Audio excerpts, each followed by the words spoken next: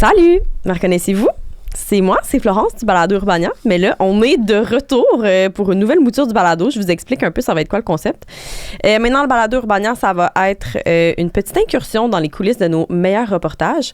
Fait que le concept, c'est que tour à tour, les journalistes de la salle de rédaction, on va comme s'alterner à l'animation. Et puis, on va vous se relayer pour vous raconter les meilleurs moments qui ont comme pas fait la cote dans nos reportages préférés qu'on a sortis dernièrement. Ces moments-là où est-ce que soit la caméra a roulé, mais que ça a comme pas rendu ce qu'on a vécu, ce qu'on a entendu, ce qui s'est passé. Puis là, inquiétez-vous pas, Gab et moi, on n'est pas en chicane. En fait, vous allez la voir ici. Elle va venir animer, elle va venir se faire interviewer aussi.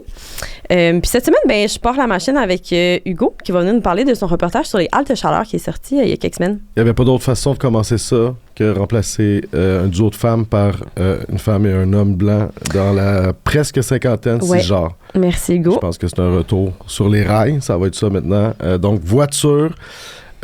femmes, sport, c'est pas mal ça, on s'enligne là-dessus. On devient RDS, essentiellement. Hugo, pour les gens qui n'ont peut-être pas vu ton Micromag, veux-tu nous expliquer c'était quoi le concept? Écoute, c'était une incursion dans le monde de l'itinérance parce que... Ton activité préférée? Oui, là, je sais que j'ai l'air d'un disque qui saute, là, mais ça fait des années que je couvre ces enjeux-là, mais là, il y avait quand même...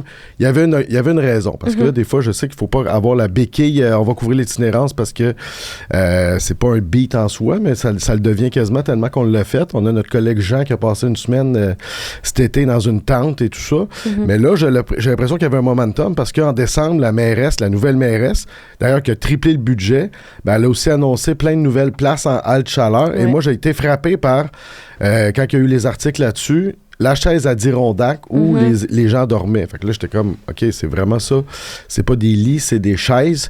Et on dirait que cette idée-là, j'ai pas vu quelqu'un s'en insurger. J'ai pas vu de reportage là-dessus. Mm-hmm. Donc, l'idée, c'était de tester les haltes chaleur. Pour surtout voir... qu'il a fait fucking froid là, cet hiver. Ça a été un hiver congèle. Ouais.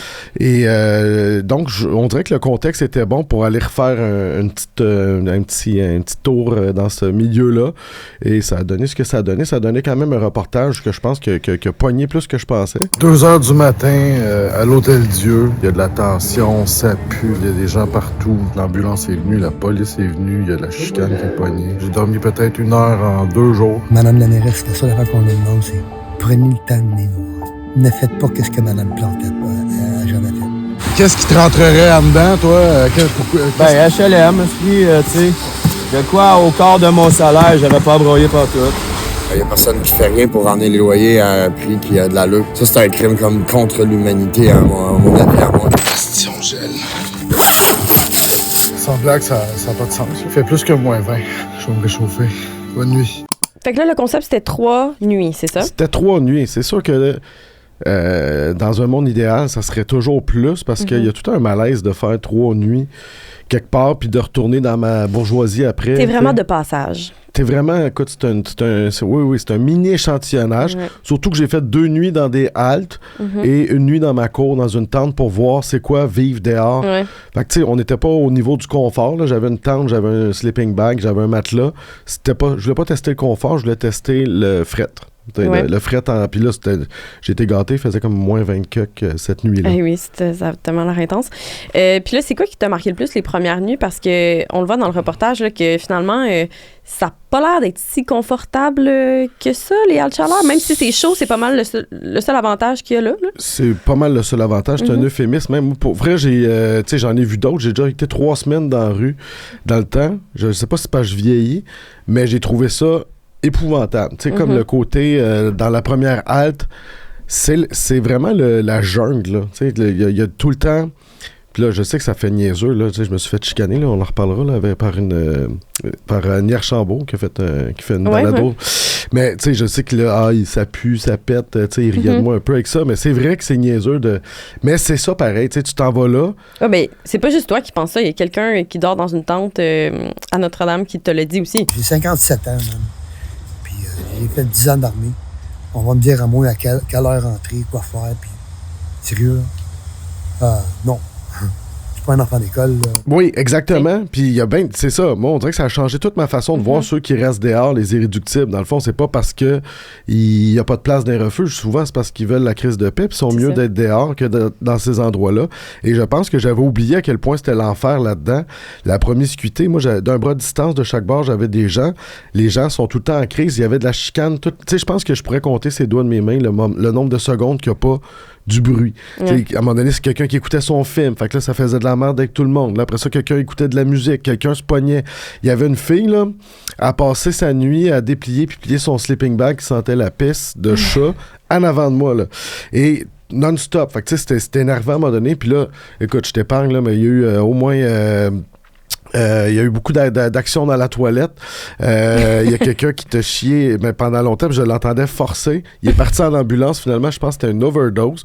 L'ambulance est venue, la police est venue. Il y avait un plafond qui coulait, mais tu sais, pas un petit peu, là. À gros jet, puis ça avait l'air à déranger personne. Fait que ce qui m'a dérangé, c'est à quel point cette clientèle-là ne se plaint pas. Tu sais, c'est comme la clientèle que... Ta gueule, on t'a donné un toit puis la chaleur, fait que plains-toi pas en plus. J'avais vraiment l'impression que c'est tous des gens qui étaient complètement... qui ont comme abandonné toute forme de protestation parce que couler comme ça, les gens, là, toi puis moi, on dormirait pas dans un endroit de même. On capoterait, puis c'est avec raison. C'était à gros jet, puis il y avait des gens qui étaient couchés à côté, puis qui haussaient les épaules. Là. Puis vous aviez l'air quand même aussi à l'étroit, là. Il y a des photos dans ton reportage, on voit des espèces de petits enclos inscrits par terre en genre de scotch tape là, pour définir. Oui, j'avais mon numéro de chaise, puis ils font un bed check une fois par heure pour voir si t'es là. Si t'es pas là, ils vont donner ta place. Évidemment, j'avais le souci de prendre la place à quelqu'un dans ces affaires-là. Tu veux pas là, manger la bouffe qui revient aux gens dans le besoin et tout ça. Mais là, j'ai pas pris la place, mais ça s'est rempli dangereusement. Puis si bien qu'à un moment donné, t'as des voisins partout. Et là, à l'endroit où j'étais le premier, c'était un ancien couvent dans Hochelaga. Le staff qui était là, puis le staff, dans ces places-là, c'est des saints. Là, ils doivent gagner des pinottes. Puis ils travaillent, c'est des conditions épouvantables, mais ils étaient quand même intenses sur le règlement de assis seulement. Et à un niveau où je comprends pas c'est quoi le... Moi, il faut que tu me convainques dans la vie. Si tu m'expliques un règlement puis que c'est absurde, ben tu sais, on dirait que en vieillissant, je challengerais ça. Et là, le règlement, c'était pas là de te coucher à terre. Mais tu sais, tout le monde était mieux à terre, tout le monde est mieux allongé. Fait que là, il fallait absolument que tu sois sur ta chaise. Fait que là, ils en faisaient une obsession, le staff. Je pense qu'à 2h du matin, il est venu coller une pancarte pour dire, tu sais, personne peut s'asseoir à terre, écrit à la main. J'étais comme, c'est tellement niaiseux. Puis même pas le droit de mettre tes pieds sur une autre chaise. Une autre chaise pour... Pour vrai, là, dans un avion, tu dors-tu, toi? Jamais. Ça m'arrive pas, non. Mais t'es-tu une dormeuse partout? Non, je suis vraiment pas. Je pourrais jamais m'imaginer dormir dans un contexte de même. Ben là, dans un avion, moi, je suis pas capable de dormir en général, mais là, t'es dans ta chaise. T'es quand même dans le silence. C'est quand même tranquille dans un avion, d'accord? Là. En comparaison, mais tu te fais chier pareil, t'es tout pogné. Ben, c'est la même affaire avec des voisins qui vivent toutes sortes de... écoute, il y en a un qui je pense que c'était des terreurs nocturnes. Je veux dire, c'est quand même... C'est impossible de dormir là-dedans. J'ai dormi, 2 heures en 48 heures. Puis là, malgré tout, l'ambiance, tu décrivais quand même des moments où l'ambiance avait l'air pas pire, où les gens niaisaient, il y avait quand même de la camaraderie un peu. Ouais. Au début, on dirait que au début, j'étais comme, OK, finalement, c'est chill. La rue, les gens, la solidarité. Puis à un moment donné, à mesure que je devenais fatigué, je devenais impatient, je devenais frustré, dans le fond, de voir que ça n'a pas de bon sens. Ça n'a pas de bon sens pour tout ce monde-là. Mais oui, c'est sûr qu'il y a une genre de solidarité de la rue. Tu sais, juste à un moment donné, j'étais allé au café de la Mission, tu sais, la Mission Brewery dans le Vieux-Montréal. Fait que c'est le plus gros refuge, ça. Mais à côté, il y a un café ouvert 24/7 pour... le monde dorme ses tables. Fait que tu sais, puis là, c'est cute, ils donnaient 2 morceaux de chocolat quand tu rentres. Fait que là, j'étais OK, deux carrés de chocolat. Mais le monde, les gens qui attendaient dehors parce qu'ils font le nettoyage, fait qu'il y avait un line-up, ben je voyais quand même personne ne dépassait personne, tout le monde gardait leur place, tout le monde se connaissait, tout le monde avait l'air à vouloir s'aider quand même. Ça, je le sens. Avec le staff aussi, tu sais, il est venu au couvent, c'était une maman, là, tu sais, elle venait nous voir, puis elle voulait vraiment... elle était tout content d'avoir reçu du smoke meat vers minuit, puis tu vois que les gens sont contents, les gens sont reconnaissants, les gens disent merci aussi, mais c'est pas une raison pour les maintenir dans des... Écoute, nos animaux sont mieux traités que ça. Ouais. Et même une place, tu disais qu'il y avait l'air d'avoir des chambres qui étaient inoccupées, qui étaient comme pas accessibles. Ouais, ben là, tu sais, l'Hôtel Dieu, c'est un ancien... Bon, à Montréal, l'Hôtel Dieu, pendant la pandémie, ça avait servi de refuge, puis c'était même le seul... J'avais fait un article là-dessus, le seul refuge qui accepte les animaux, parce que c'est un enjeu, ça. Et tout le monde était dans des chambres, c'était quand même... C'est plein de chambres, c'est confortable. Fait que là, ils nous ont tous cordés dans le couloir, dans le milieu du couloir. Les chambres étaient désertes. On pouvait aller dans les chambres juste parce qu'il y a des toilettes pour aller aux toilettes. Mais là, c'était tellement absurde d'être cordé à côté pendant que les chambres sont grandes ouvertes. Puis tu sais, un matelas, honnêtement, c'est-tu si cher que ça? Fait que tu sais, j'en étais dans des réflexions de me dire, OK, là, tu sais, des fois, t'entends ça dans les nouvelles, là, à un moment donné, c'était la mairesse à Longueuil. Un lampadaire qui a coûté 200 000 ou je sais pas quoi, tu sais, parce que c'est une affaire de soumission puis l'expertise. Fait que là, tu dis, OK, on paye des trucs de même qui n'ont pas de bon sens, mais... Puis une chaise Adirondack, je sais pas c'est combien. Je sais pas, hein? T'sais, ça doit quand même pas être $15. Non. Là. Fait que mettons qu'une chaise Adirondack, ça coûte 75$, puis je dis n'importe quoi. Puis qu'un petit matelas de sol, ça coûte... ou un matelas de base, là, ça coûte 100$. Un matelas de camping, là. Oui. Bon, mais y a-tu moyen de... Tu sais, j'ai jamais compris l'affaire de la chaise. Je comprends que c'est en attendant, mais tu sais, on dirait que tu veux comme déshumaniser en partant. Pour moi, c'est aussi épais que mettre des barreaux dans le métro, tu sais, quand tu vois ça, pour pas qu'ils se couchent, parce qu'on, tu sais... Ou quand il y avait Baby Shark dans Cage d'escalier qui jouait dans le tapis pour pas que le monde dorme là. Je trouve que là, si tu donnes une chaise, c'est comme tu donnes un message... Je vais t'aider, mais pas trop. Je veux pas que tu colles ici. Fait que, c'est le même, je le vois, parce que si t'es rendu trop confortable avec un lit, c'est absurde de penser ça. Ouais. Ça a été quoi tes interactions, sinon, avec la sécurité? Parce que tu as essayé aussi de dormir dans des espaces publics, au Palais des Congrès, dans le métro. Vous êtes sur le salon d'auto ou? Non, non.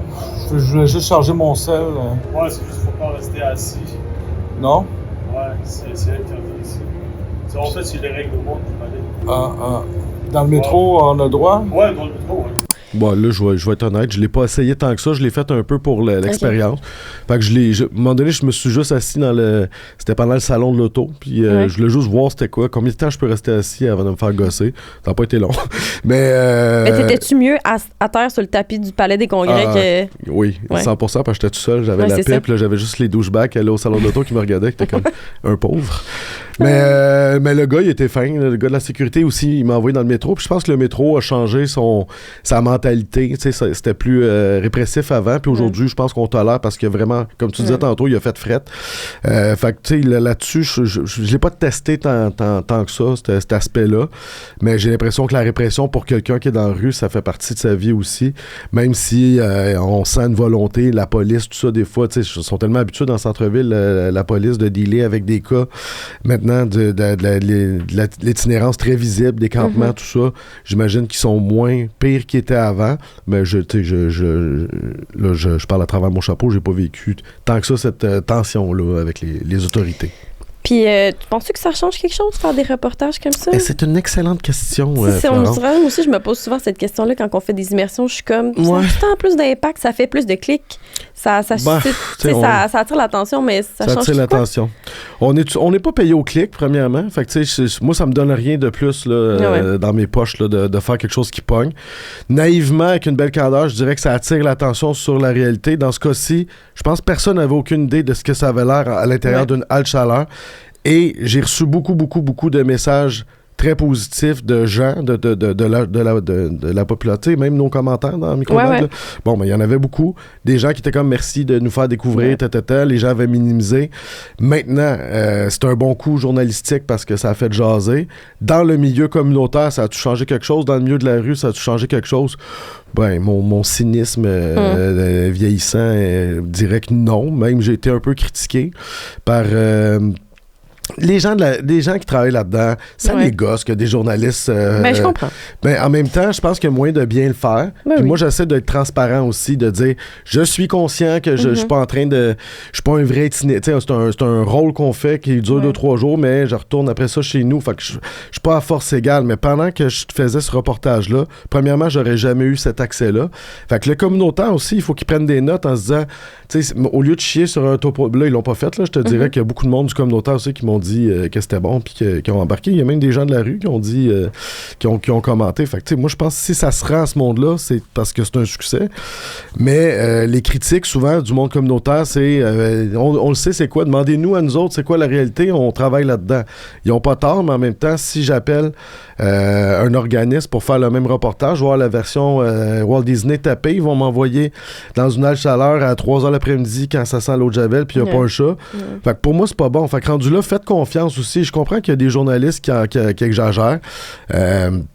qu'il y a des journalistes qui ont une façon de le faire plus sensationnaliste, qui vont aller comme instrumentaliser des personnes en situation d'itinérance avec une caméra d'en face, parce que ça fait c'est très coloré puis tout ça. Fait que je comprends que toute cette dimension-là existe, mais le communautaire pourrait se dire bon, OK, eux autres, ça fait quand même longtemps qu'ils couvrent ça, puis on voit qu'ils sont sérieux dans leur... tu sais, qu'ils ont une vraie curiosité, puis qu'ils le traitent de manière humaine. Bon, ben on va les appeler des fois pour leur donner ça, ou ils peuvent nous donner des accès. C'est un donnant-donnant. Moi, je le vois comme un échange de services avec le monde du communautaire. Eux autres, ils ont besoin de nous autres pour parler de leurs enjeux. Souvent, ils n'ont pas une scène, ils n'ont pas beaucoup de subventions, puis ils travaillent fort. Puis nous autres, on a besoin d'eux autres pour accéder à ce monde-là. Mais moi, j'aurais pas de problème à me faire prendre un peu par la main, puis me faire dire, bon, ben viens voir c'est quoi notre réalité, puis de nous montrer, dans le fond, qu'est-ce que ça a l'air, parce que c'est choquant. Je suis sûr que c'est choquant de voir qu'est-ce que ça a l'air, une halte chaleur de l'intérieur pour les gens, puis les gens ont besoin de ce coup de pied de cet électrochoc-là pour voir, OK, shit, parce que sur papier, ça a l'air d'aller très bien présentement. La nouvelle mairesse, elle arrive à triple budget, elle fait des haltes chaleur, fait que si tu vas jamais voir, t'as l'impression que, OK, on est en train de gagner sur l'itinérance, les chums. Ben, c'est ça, je pense que la prochaine fois que je vais voir une annonce comme quoi il y a 500 nouvelles places en halte chaleur à Montréal, je serai pas si soulagée que ça, tu sais. Tu vas savoir que c'est 500 nouvelles places de marde, tu sais, qui sont pas confortables. Mais bien sûr que moi, pendant que je fais ça maintenant, il me pousse une conscience en vieillissant, puis je suis comme... là, je m'étais mis à imaginer. Imagine que moi, mettons, là, je retourne pas dans mon chez nous avec ma machine à café, Bréville, là, que c'est ça ma semaine. Là. Je finis là, j'ai pas de place pour aller après. Dans 6 mois, j'ai pas d'autre place. Mettons que c'est un gros point d'interrogation dans ma face. Tout mon thinking de l'expérience serait différent. D'ailleurs, détail intéressant, en fait, pas du tout, mais j'ai eu la gastro de ma vie en sortant de là. J'ai entendu parler de ta gastro.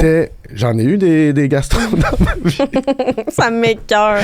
Oui, mais celle-là, elle t'aurait écoeuré. Écoute, c'était la pire. Mais t'as-tu vomi là-bas, ligne... sur place? Ah, absolument. Tu sais, c'est sûr. Je pense que je le sais c'est où, en plus. Parce que, tu sais, à un moment donné, je suis rentré dans le premier, puis un gars qui m'a donné dans un verre en styrofoam un riz biryani. Et quand j'ai lu ça, je me suis dit, Hugo, t'es game de prendre cette coupe-là. J'étais pas game, j'étais comme... J'étais niaiseux, j'étais comme un don, l'altruisme dans la rue. Je peux pas comme dire non. J'étais comme, je vais faire ma fine bouche. Puis j'avais faim, pour vrai, j'avais pas soupé, je voulais jouer la vraie affaire. Fait que quand je suis parti, je voulais comme à ressentir la faim, moi aussi. Fait que là, j'arrive là, le gars super fin, il me donne son riz biryani, mais moi, je sais pas d'où ça vient. Je pense à la limite semi qui travaille là, ou que tout le monde en a eu, puis qu'il en restait un, puis qu'il est faim. Fait qu'il me donne ça, il y a pas d'ustensile. Fait qu'il me dit, non, tu peux prendre tes mains. Fait que là, tu sais, je regarde, ses mains sont noires. Fait que là, je me mets à picosser dedans, je mange mon riz biryani, puis à un moment donné, je fais, OK, là, je le remets là, ça m'écoeure. Je vois quelqu'un d'autre aller picosser. C'était comme un... Ouais, fait que là, je me dis qu'il y avait peut-être 3-4 personnes qui ont picossé dans mon riz biryani. Ça m'a écœuré. Je dis pas que c'est ça, mais en plus, la seule toilette fonctionnelle, on est 50 à y aller. Ben, à un moment donné, t'as beau mettre ton petit coussin de papier toilette sur le bord. Tu sais ça, j'ai pogné ça là-dedans. C'est sûr. Et j'ai été, 15 heures, moi, je dors pas dans la vie, j'ai été... 15 heures complètement cloué au lit à vouloir... Écoute, c'était la fin du monde parce que je suis très plaignard. Mais là, je me disais, imagine que je vis ça, moi, dans une halle comme... Il y a quelqu'un qui était aux toilettes qui est parti en ambulance. Là. Ben lui, il forçait. Puis j'étais allé chercher à un moment donné des gens. J'étais là, je pense qu'il est en train d'agoniser. Mais je sais pas ce qui se passait là, mais... C'était, écoute, il a passé 2 heures dans la toilette. Fait que là, tu sais, il y a quelqu'un qui a vomi aussi pendant un méchant bout. Avant que je parte, c'est là que je suis parti le premier soir. J'ai fait, OK, j'en peux plus, l'odeur, tout ça. Puis il y a quelqu'un qui vomissait. Moi, j'étais à côté des toilettes, je l'entendais comme s'il était à côté de moi. Fait que, tu sais, c'est sûr que j'ai pogné ça là-dedans. Et, tu sais, de faire serrer la main du monde, j'ai fait ça, donner des clopes. C'est sûr, j'ai eu 10 000 contacts avec ce monde-là. Fait que j'ai pogné ça là. Mais je me disais, mettons que tu vis ça, une gastro dans la rue. Je sais bien que c'est un moindre mal par rapport à tout ce que t'as, mais écoute, c'est misérable. Là. T'as pas d'appart où te réfugier post-reportage, là. C'est ta vie, là. C'est ta vie. Tu t'offres ta gastro dans le refuge. Dans ta chaise à Adirondack, pendant que tout le monde s'astine autour de toi, chicane, c'est intense, là. Ouais, c'est clair. Puis là, quand t'es rentré chez toi, c'était quoi le feeling? J'ai embrassé mes enfants. Non, c'est pas non, mais c'est tout le temps...